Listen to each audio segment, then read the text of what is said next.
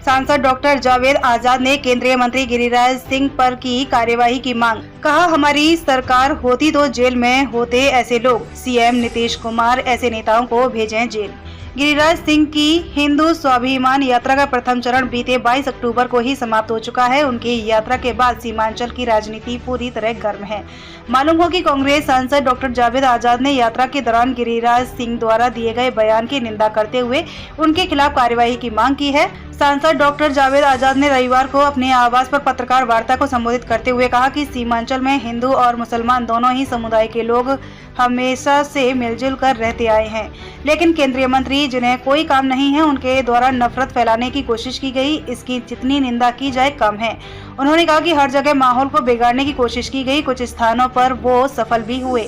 Doctor Javed ने आगे CM Nitish Kumar पर तंज कसते हुए कहा कि मुख्यमंत्री सेकुलरिज्म की बात करते हैं, लेकिन अभी तक उनकी तरफ से कोई पहल नहीं की गई है।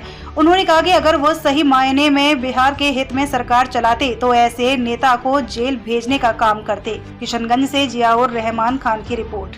माध्यम से सभी किशनगंज के निवासी को, सीमांचल, बिहार, हिंदुस्तान के सभी लोगों को और जो हिंदुस्तानी बाहर मुल्कों में है उनको भी शुभकामनाएं। अभी हाल ही में आप लोग देखे होंगे कि भारत सरकार के कुछ मंत्रीगण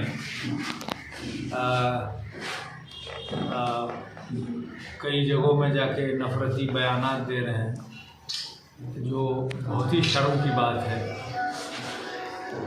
लोग सरकार चुनते हैं ताकि उनकी जो समस्याएं हैं उस पर चर्चा हो, उस पर काम हो। और अगर किसी भारत सरकार का मंत्री के पास काम नहीं हो, ऑफिस नहीं जाए, काम ना करे और वो इलाके में जाके वक्त बिताए, लोगों को उकसाए, तो ऐसी सरकार के खिलाफ तो मेरे ख्याल से जनता अपना काम करेगी ही जब मौका आएगा। इस बार भी किया, लेकिन हम लोग जानते हैं कि जो नतीजा आना चाहिए था वो नहीं आ पाया, जिसका वजह बहुत है। कुछ लोग ईवीएम को दोष देते हैं, कुछ लोग और किसी चीज़ की बात करते हैं, लेकिन अभी उस पर हम चर्चा नहीं करें। आज हमें अफसोस भी हो रहा है और गुस्सा भी आ रहा है कि हमारे पाक सरजमीन पे, जहाँ पे हम लोग में कभी कोई भेदभाव नहीं रहा, हर त्यौहार में हम लोग मिलजुल के एक दूसरे के साथ रह के हर त्यौहार में शामिल होते हैं, सहयोग देते हैं और खुशी से मनाते हैं। चाहे जलसे का भीड़ हो, उसमें हमारे गांव के गैर मज़हब के लोग आके उसमें शिरकत करते हैं, सुनते हैं।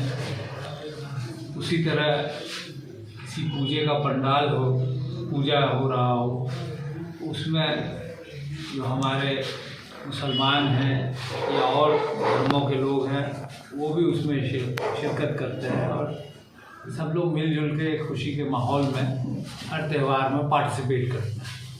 जिनको इबादत करनी होती है वो इबादत करते हैं, जिनको इबादत नहीं करनी होती है वो खुशी में शामिल होते हैं।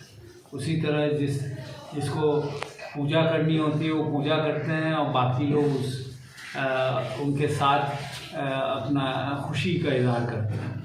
तो ये हमारी सभ्यता रही है और ये सिर्फ सीमांचल किशनगंज नहीं, पूरे हिंदुस्तान में हर जगह इन्होंने कोशिश की माहौल को बिगाड़ने की, बहुत जगह सफल हुए। लेकिन मुझे यकीन है और मैं बताना चाहता हूँ आपके माध्यम से, ये आरएसएस के लोगों को, आदरणीय प्रधानमंत्री जी को, कि आप सीमांचल में अपना ये एजेंडा छोड़ दें, क्योंकि ये एजेंडा आपका यहाँ सफल होने वाला है नहीं और यहाँ के लोग आपको कतई बर्दाश्त नहीं करेंगे। अभी तक आपको वोट मिलता था, मुझे लगता है ये जो वाक़या हुआ है इसके बाद तो शायद सीमांचल से आपका खाता खुलेगा या नहीं खुलेगा उसमें भी हमको पूरा यकीन है नहीं हो पाएगा। लेकिन सबसे अफसोस की बात ये भी है कि आदरणीय नीतीश कुमार जी जो सेकुलरिज्म की बात करते हैं, सबको ले दे के चलने की बात करते हैं, कि उनके तरफ से अभी तक कोई पहल नहीं। अगर सही मायने में बिहार के हित में वो राज चला रहे हैं अभी तक इन नफरत फैलाने वाले नेता को इस पे कानूनी कार्रवाई होनी चाहिए थी। इनकी जो सही जगह है जेल में होनी चाहिए, लेकिन अफसोस की बात यह है कि उनके तरफ से कोई पहल नहीं हुआ। तो इस मौके पे आपके माध्यम से मैं जो जनता है उससे मैं अपील करना चाहता हूँ कि जो इलॉजिकल बातें, जो नफ़रत फैलाने की इलाके में हम लोग कोशिश कर रहे हैं और भाड़े के टट्टू लेके आते हैं बाहर से। वीडियो में आपने देखा होगा कुछ लोग चिल्ला रहे हैं वगैरह वगैरह, तो आप पाएंगे कि इसमें लोकल कोई नहीं होगा। इक्का दुक्का हुआ तो हुआ, जो नौजवान जिसको किसी तरह से सोशल मीडिया से इन्फ्लुएंस करके दो चार होंगे तो होंगे, लेकिन ये चिल्लाने वाले भी बाहर से लेके आते हैं। तो मैं बार बार इनको मैं कहता हूँ कि इस तरह की हरकत ना करें। हम जानते हैं कि ये परेशान है, खास करके जब से राहुल गांधी जी का छवि लोगों के हृदय में उतरा है। राहुल गांधी जी से जो अपेक्षा है, जो उम्मीदें हैं, उससे घबरा गए हैं मोदी जी। और राहुल जी का क्या कहना है कि भाई हिंदुस्तान सबका है। इस तरह हमारे आदरणीय प्रधानमंत्री जी कहते हैं सबका साथ सबका विकास, लेकिन सबका विकास तो होता नहीं है। हमारी दौलतें छीन के वो दो पूंजीपति ए और A1 और AB को ही लुटाया है, हिंदुस्तान की दौलत। अब धीरे धीरे वो पकड़ाएंगे। सेबी के जो चेयरपर्सन है उसके बारे में तो आप लोग जान ही रहे हैं, लेकिन असल बुखलाहट इनकी इसकी वजह से भी है कि राहुल गांधी जी ने ये फैसला कर लिया है कि हिंदुस्तान सबका है। हिंदुस्तान के जो संसाधन है उस पर हक सबका है, और वो चाहते हैं कि जाति गिनती हो और जाति गिनती के आधार पर जिसकी जितनी आबादी होगी उसको उतना रिसोर्सेज मिलेगा। क्या आप ये नहीं चाहते? मैं आप पत्रकार बंधुओं से पूछता हूँ, क्या न्याय आप नहीं चाहते हैं कि सबको बराबरी का हिस्सा मिले, सबका सहयोग है? आप नमक खरीदने जाते हैं उसमें आप भी टैक्स देते हैं, और आपके उनके जो दो A1 और AB जो मित्र हैं वो भी उतना ही टैक्स देते हैं।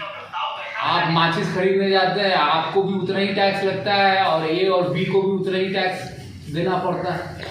इनकम टैक्स में आप 30% देते हैं, लेकिन पूंजीपति साथियों को जो है वो 20 या 25% टैक्स देना पड़ता है। कि भाई अगर हमारी सरकार होती तो ये लोग अभी जेल में होते, इन लोगों की जगह जेल में है। ये जो कर रहे हैं इस पे कई तरह के कानूनी कार्रवाई होनी चाहिए, लेकिन क्या करें? सीएम छिप का मोह इतना नीतीश जी को हो गया है कि वो सही कार्रवाई करने से डरते हैं अपनी कुर्सी बचाने के लिए। बड़ी अफसोस की बात है, गुमराह कर रहे हैं लोगों को, बांटने की कोशिश कर रहे हैं। प्रियंका गांधी जी पहली बार चुनाव लड़ रही है सर, कितना असर पड़ेगा? बौखलाहट है बीजेपी RSS, तनाव है, और ये उसी का मैनिफेस्टेशन है ये सब।